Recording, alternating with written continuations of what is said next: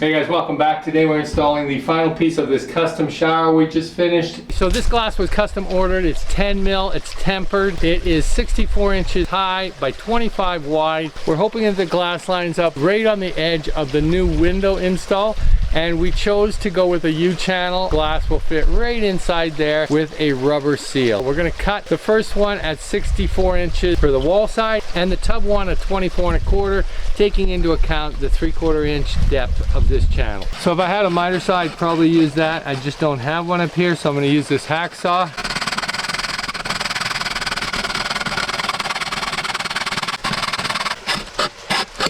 And now we'll cut the other side, measuring from the clean edge over to 24 3/4.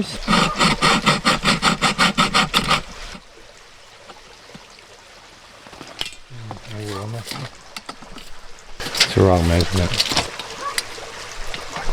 That was the wrong measurement. I was 24 3/4. I need to be 24 1/4. Measure twice, cut once. The old carpenter's rule applies to aluminum as well.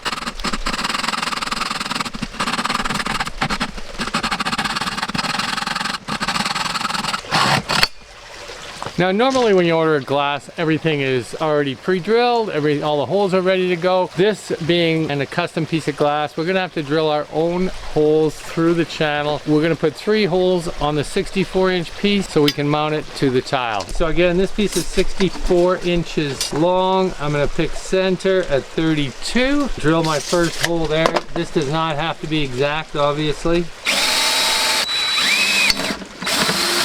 You want to make sure your burrs are out of the inside because the glass is going in there. So nice and clean. And then I think we'll go 4 inches off of each end.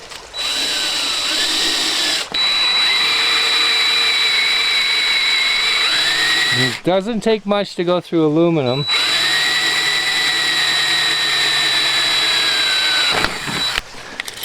Again, just close, 4 inches is what I'm shooting for.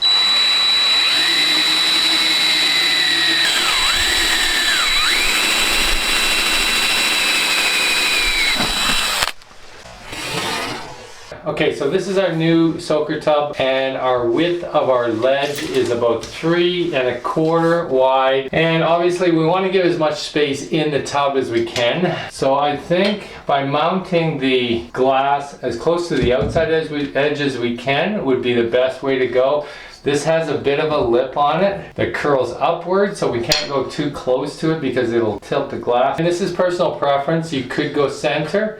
I just want to give them as much room inside the tub as possible. That looks pretty good to me, so I think that's where we'll sit. I'll just put a mark on the inside of this track so I know where the wall track will start. Level it and mark our holes. But we're dealing with porcelain tile. It's a polished porcelain. It is super hard to cut. It's super hard to drill through. So I always like to use these diamond hole saws. This is a 1/4 inch hole saw. You can see these little slits in the side of the shaft. It allows the dust to flow through. When you're drilling through, especially porcelain, it's good to keep it wet. So just have like a small glass of water you can dip your drill bit into as you drill. And they work really, really well on hard tile. I always like to start these on an angle because they will want to jump around until you get started.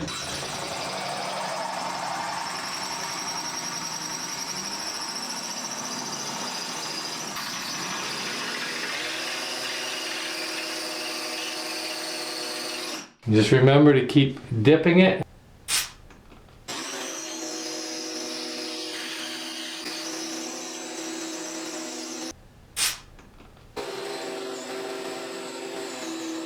Tile is really thick. There we go.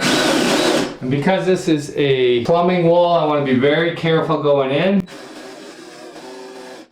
We still got to go through the concrete board. And that's it.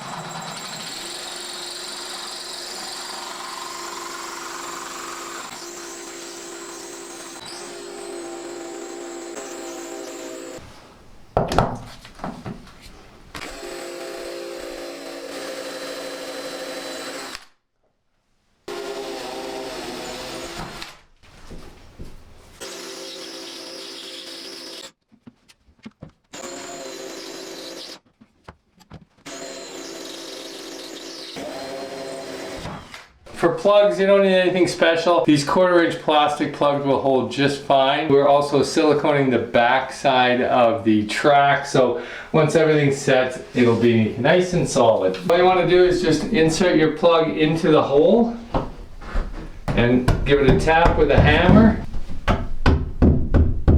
I also picked up some stainless steel screws for these. If you don't use stainless steel screws, you're gonna have screws that rust. Moisture will get in there and it's never good. These stainless steel screws are always marked with SS, so you can easily tell if they're stainless steel or not. And these are number 8 screws, 3/4 inch in length. To run a bead of silicone along the back edge.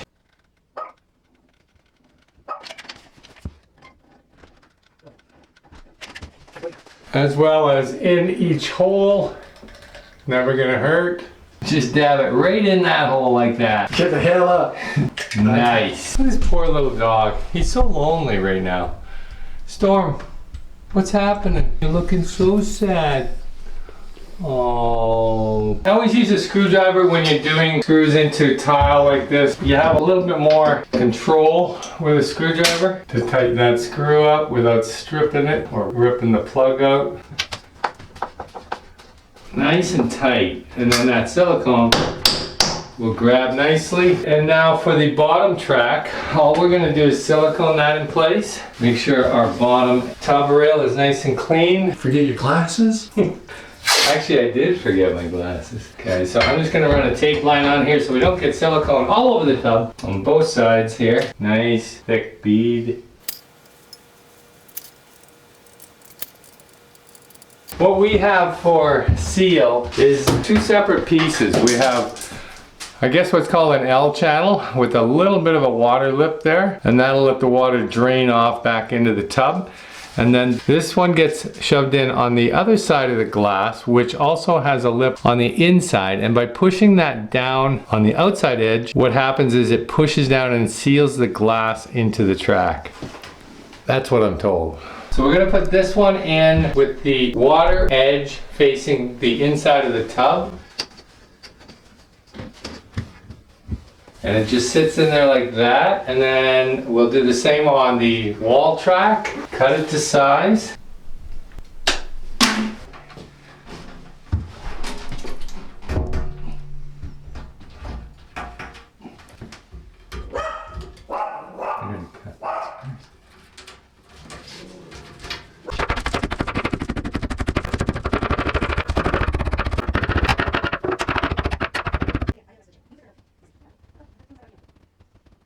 So you can see how the edge of the glass lines up almost identical to the edge of the window. That was the whole design here. We wanted to bring the outside in, but also still have the ability to have a shower without a shower rod or a full glass door enclosure. This was a very interesting project that turned out to be a 4-part series, from the demolition right through to the tile. But I gotta say, the large viewing window was a first for me. Obviously, for most homeowners, this would be a privacy concern. However, on a secluded mountain paradise like this, you really only need worry about the wild animals catching the show. Thanks for watching, guys. If you haven't subscribed yet, get on it. And don't forget to like, comment, and share.